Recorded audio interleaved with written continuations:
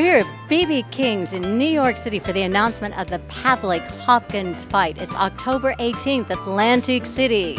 We have Kelly, the Ghost Pavlik, 25 years old from Youngstown, Ohio, just coming off of a win with Gary Lockett. Then we have Bernard, the Executioner Hopkins from Philadelphia, 43 years old, was handed a split decision loss to Joe Calzaghe. And now here's what the fighters have to say. They call him the Executioner, but after this fight, he's going to be known as the Ghostbuster. Bernard, the Executioner Hopkins. Rich, you're getting good, boy. You're getting real good. You know, I was telling a couple reporters today and yesterday, but mainly this morning. And they asked me about Kelly, and I said, listen, first of all, I'm a boxing fan. And I think anybody that becomes a boxer, whether they're young or old, most of them become fans first. I became a fan based on Kelly Pavlik being the middleweight who got it the right way. Not politically, not influenced, no other way but this way. The middleweight championship, he earned it that way. And until he done that, they probably would have gave it to Jermaine Teller. That's just the way the house guy get treated. I became a fan because of that.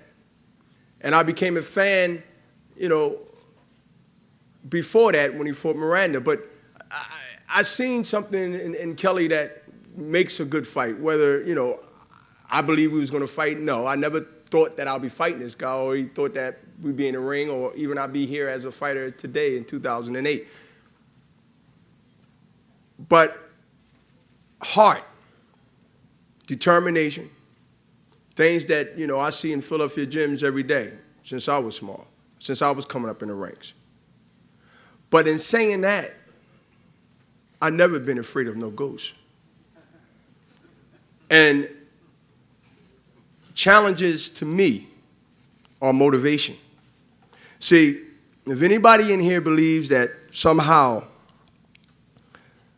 that I'm coming in here feel like a loser and need to gain ground, then maybe I'm in denial, and maybe most of the reporters, if not all, was at ringside April 18th.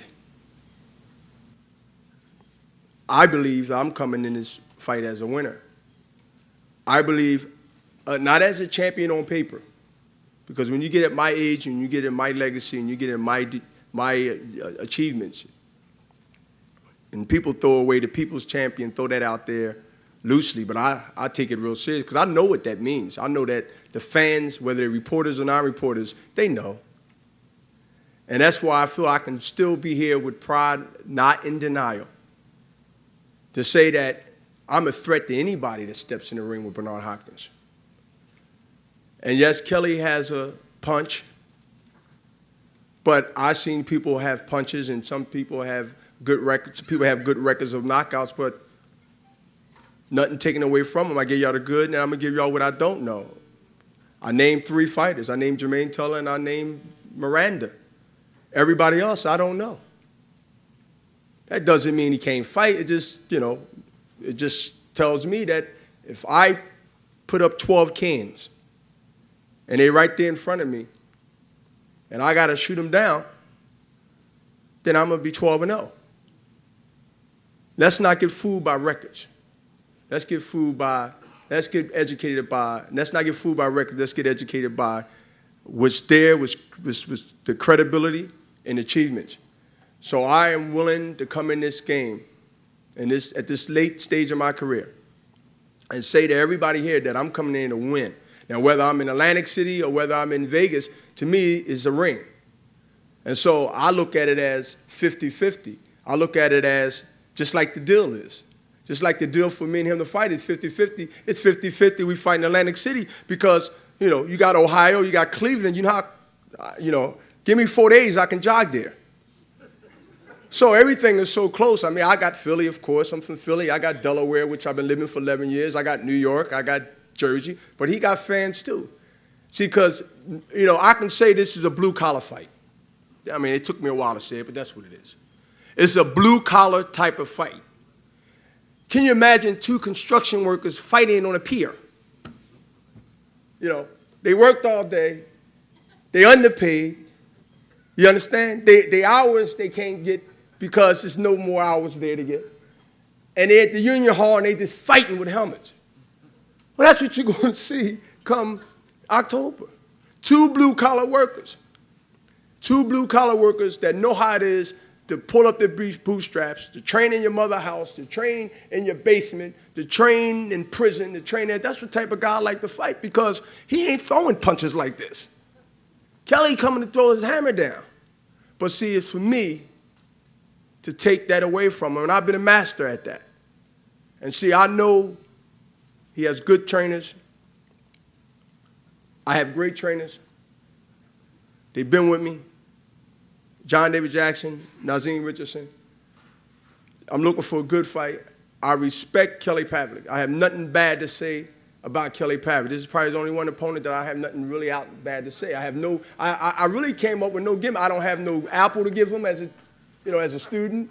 You know what I mean? Because he's not in elementary school no more. The man's a champion. The man did what he had to do. But what I can tell you that I just want to show the world that, there's no belt on the line. In this case, is a blue-collar respect, fan type of fight for boxing, as Todd DeBuff said.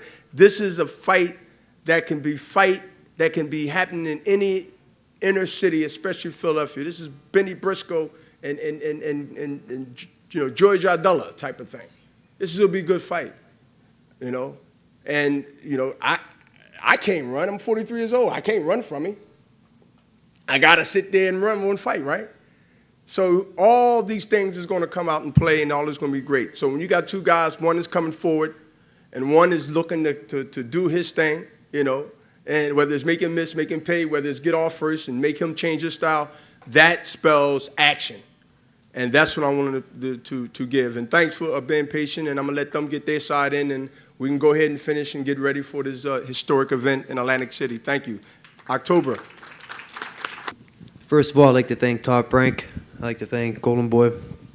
No, it's true, and I'm going to answer a lot of reporters' questions, and I'm quick. You guys know I don't talk much. But, they asked about the opponent, and I wasn't even in town at the time, and there were so many names being tossed around out there. And when I found out Hopkins, and everybody still asks, well, why Hopkins? Well, I've told everybody before, in the sport, I told all the journalists, all the reporters, I'll fight the best. I want to fight the best. I thought Laka was a very good mandatory, but I took a beating by the critics on that one. So when they say you got to fight the best, well, who else you going to fight? You got a legend right here. You got a guy that went out there and everybody thought that he was done when he fought Calzaghe. Well, look at that fight. That goes to show you. Put him down in the first round. He's the biggest name out there. Calzaghe, I don't know what to do. I can't shoot him in the leg or anything to stop him from running, but Abraham, he has his mandatory coming up, so when they said Hopkins, I go, that's it, let's do this. So I'm looking forward to it. He mentioned it, it's going to be a blue-collar fight. I don't ever change my style. I come forward, I fight, I get in my best shape that I could possibly get into, and that's what we're going to do on October 18th. And it's just a pleasure for me to be in there in the ring with him, and never in my lifetime did I think I'd be fighting Hopkins. So tune in October 18th. It's going to be a good one, I promise.